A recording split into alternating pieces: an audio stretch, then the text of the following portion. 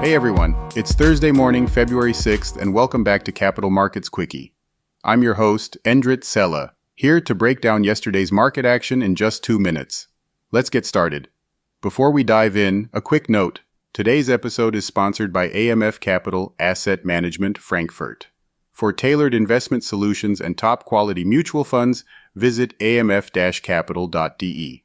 So, stocks bounced back yesterday after a rough start, even though earnings from some major tech names disappointed. The Standard & Poor's 500 gained 0.4%. The Dow Jones climbed 0.7%, adding more than 300 points, while the Nasdaq edged up by 0.2%. Now let's talk about the biggest headlines. Alphabet shares took a hit, dropping nearly 7% after the company reported weaker than expected cloud revenue. That raised concerns about whether all this heavy spending on artificial intelligence will actually pay off. But here's the twist. NVIDIA, one of the biggest AI chip players, surged more than 5%, helping lift the broader market. The thinking? Even if companies like Google struggle to monetize AI, they're still spending big on hardware, and that benefits NVIDIA.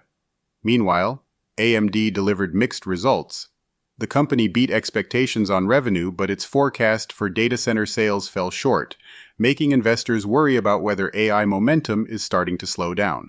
That sent AMD shares down more than 6%.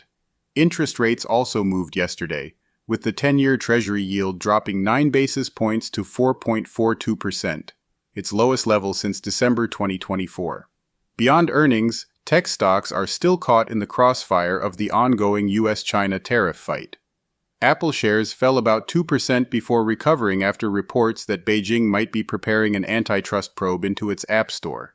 And in the latest twist from Washington, President Trump surprised markets with an unexpected policy comment, suggesting the U.S. could take control of Gaza and turn it into the Riviera of the Middle East.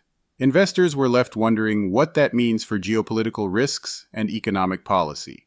Well, folks, that's your quick market recap. Thanks for tuning in to Capital Markets Quickie.